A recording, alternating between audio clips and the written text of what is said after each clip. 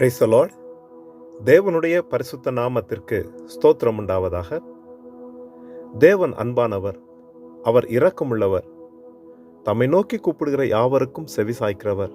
கர்த்தர் நம்மை ஆசீர்வதிப்பாராக.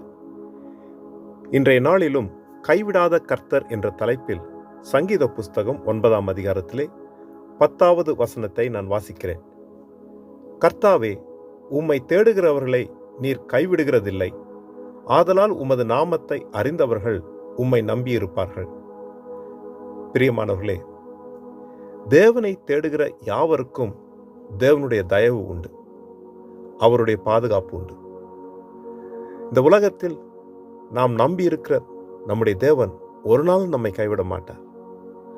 அவரே நமக்கு நம்பிக்கை. தம்மை நோக்கி வருகிற ஒவ்வொருவரையும் அவர் தூக்கி எடுக்கிறார். இரவும் பகலும் அவரிடத்தில் விண்ணப்பம் பண்ணுகிற ஒவ்வொருவருடைய நியாயத்தையும் விசாரிக்கிற தேவன். அவர் கைவிடுகிற தேவன் அல்ல. நிச்சயமாகவே அவருடைய வழிநடத்தல், அவருடைய துணை நமக்கு உண்டு. உன் வலது பக்கத்திலே உன் நிழலாய் இருக்கிறார் என்று சொல்லி வேதம் சொல்லுகிறதே. கர்த்தர் நம் பக்கத்தில் இருக்கிறாருங்க.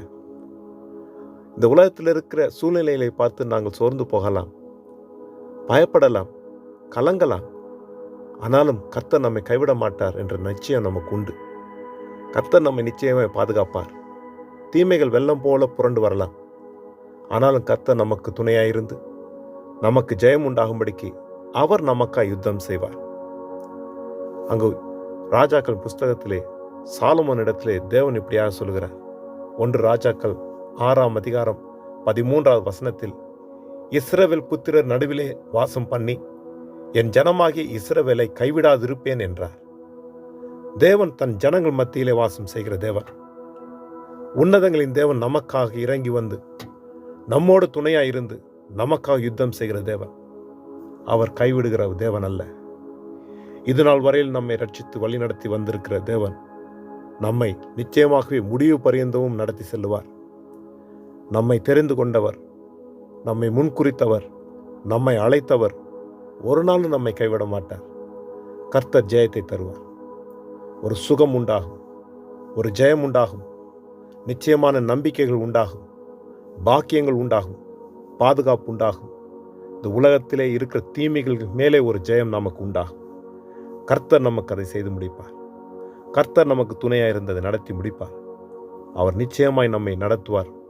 அவர் நம்மை கைவிடுகிற தேவன் அல்ல. அவர் கைவிடாத தேவன். அவருடைய சமூகத்தில் நம்மை ஒப்புக் கொடுப்போம். அவருடைய சமூகத்தில் காத்திருப்போம், ஜெபிப்போம். கர்த்தர் சூழ்நிலைகளை நமக்கு சாதகமாக மாற்றி ஆசீர்வாதத்தோடு வாழ உதவி செய்வார். ஜெபம் செய்வோம். இரக்கமுள்ள நல்ல தகப்பனே, இந்த காலை நேரத்துக்காக உமக்கு நன்றி செலுத்துகிறேன். தகப்பனே, இந்த உலகத்தில் இருக்கிற தீமைகளை எங்களை அச்சுறுத்தலாம், எங்களை கலங்க பண்ணலாம். ஆனாலும் கர்த்தர் நீர் எங்களோட கூட இருக்கிறீர். அந்த தீமைகளை எங்களை மேற்கொள்ளாதபடிக்கு நீர் எங்களை பாதுகாக்க நல்லவர் என்பதை நாங்கள் அறிந்திருக்கிறோம். தேவரீர் எங்களை பலப்படுத்துவீராக. விசுவாசத்தோடு தைரியத்தோடு வாழ உதவி செய்வீராக. திடமனதாக இருக்க உதவி செய்யுங்க. கர்த்தருடைய கரம் எங்களோட கூட இருந்து பரிபூர்ண கிருபையினாலும் ஜெயத்தினாலும் ஆசீர்வாதத்தினாலும் எங்களை நடத்தும்படிக்கு எல்லாம் இயேசு கிறிஸ்து நாமத்தில் ஜெபிக்கிறேன் நல்ல தகப்பனே. ஆமேன், ஆமேன். கர்த்தர் தாமே நம் அனைவரையும் நிறைவாய் ஆசீர்வதிப்பாராக. ஆமேன்.